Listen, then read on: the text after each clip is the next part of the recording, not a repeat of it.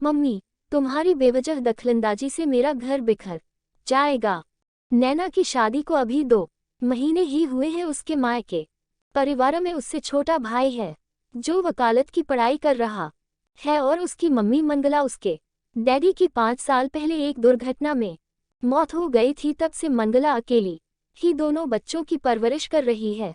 आर्थिक रूप से कठिनाई नहीं आई क्योंकि उनका एक बड़ा शोरूम था रेडीमेड कपड़ों का। मंगला ने उसे किराए पर चढ़ा दिया जिससे अच्छी खासी रकम हर महीने मिल जाती है और परिवार की गाड़ी आराम से चल रही है।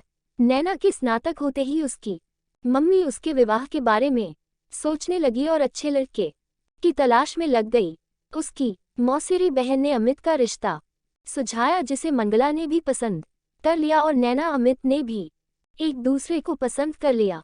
एक शुभ मुहूर्त देखकर दोनों की शादी संपन्न हो गई। ससुराल में अमित अकेला बेटा था। एक बड़ी बहन थी जिसकी शादी हुए 5 साल हो चुके थे और वह परिवार सहित विदेश में बस गई थी। नैना की शादी के कुछ दिन बाद ही उसकी मम्मी मंगला का फोन आया। बेटा कैसी हो, सब कुछ ठीक है ना, कोई परेशानी तो नहीं? ससुराल में नहीं मम्मी, मैं बिल्कुल ठीक हूँ और यहाँ सभी बहुत अच्छे हैं। आप मेरी चिंता तो करो ही मत। नैना खुशी से चहक रही थी। तो 3 दिन बाद ही फिर मंगला जी का फोन आया। नैना बेटी कैसी हो, क्या कर रही हो? किचन में हो? किचन में ज्यादा घुसने की जरूरत नहीं, सारी जिम्मेदारी अपने ऊपर मत ले लेना, नहीं तो बेवकूफ बन जाओगी। अपने हिसाब से ही एक सीमा में ही काम करना। मम्मी, किचन में जितना जरूरी काम है वह तो करना ही पड़ेगा ना, सिर्फ अपने लिए खाना ही तो बनाना होता है, बाकी सब कामों के लिए बाइया लगी हुई है। खाना बनाने में भी सासूजी पूरी मदद करती हैं, सब्जियां काट देती हैं, आटा गूंद देती है, बस मैंने तो छौंक लगाना है या दाल को तड़का लगाना और चपाती बनानी होती है। तो कौन सा बड़ा काम हो गया? आप क्यों चिंता कर रही हो? मेरी बेटा माँ हूँ, तेरी चिंता मैं नहीं करूँगी तो और कौन करेगा? मेरी बेटी को अगर जरा भी कोई परेशानी या समस्या आती है तो उसका समाधान तो मुझे ही करना पड़ेगा ना, और शुरू से ही इस बात का ध्यान रखा जाए तो ठीक रहता है, वरना बाद में परिस्थिति सीमा से बाहर हो जाती है। तेरी सास किसी बारे में रोक टोक तो नहीं करती ना, और किसी तरह का कोई प्रतिबंध तो नहीं लगाती ना? मेरी बेटी तो यहाँ आज़ादी से रह रही थी, वहाँ भी तुम्हें वैसे ही रहना है, अपनी अहमियत बनाए रखनी है, और तुम्हारी ननंद बीच में कोई हस्तक्षेप तो नहीं करती ना? चाहे बाहर रहती है लेकिन कई बार ननंद बाहर से भी अपने हाथ में मायके की कमान लेकर बैठी रहती है और झगड़े करवाती रहती है। अगर ऐसा कुछ हुआ तो शुरू से ही रोक देना। मम्मी, आप ये क्या उल्टी सीधी बातें सोचती रहती हो? मेरी ननंद भी बहुत अच्छी और सासू माँ तो और भी अच्छी हैं, अपनी बेटी जैसे मुझे रखते हैं, किसी बात की कोई रोक टोक नहीं, पूरा सहयोग देती हैं। फिर आप बार बार क्यों उनके बारे में गलत सोचकर मुझसे प्रश्न करती रहती हो? एक तरह से उन सब के प्रति मेरे मन में नकारात्मक विचार पैदा कर रही हैं। अच्छा, तो अब अपनी माँ का फिक्र करना भी तुझे गलत लग रहा है? अभी तो शादी को 6 महीने भी नहीं हुए और ससुराल के गीत गा रही है और माँ को समझा रही है। मैं तो तेरे भले के लिए कह रही, पक्की बनकर रहना, होशियार रहना, इतनी सीधी और आज्ञाकारी मत बन जाना कि तेरी अहमियत ही खत्म हो जाए। मुझ पर अब दोहरी जिम्मेदारियां हैं, इसलिए मुझे तेरी फिक्र तो रहेगी ना। उद्धरण, मौसम में बदलाव के कारण उस दिन नैना को बुखार आ गया। दवा लेकर वह आराम कर रही थी।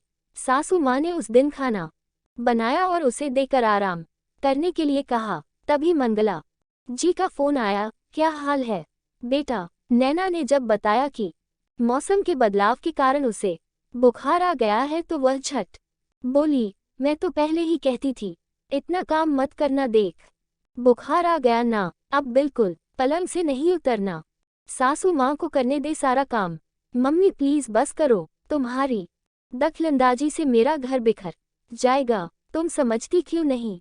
मैं यहाँ बहुत खुश हूँ, सारा परिवार मुझे बहुत प्यार करता है, मायके से भी ज्यादा मैं यहाँ खुश हूँ। फिर आप मुझे उल्टी सलाह क्यों देती हैं? अगर आपकी होने वाली बहू की माँ भी ऐसा ही व्यवहार अपनी बेटी के साथ करके तुम्हारे खिलाफ भड़काती जाएगी और घर में कलह क्लेश पैदा करेगी, तो क्या आपको अच्छा लगेगा?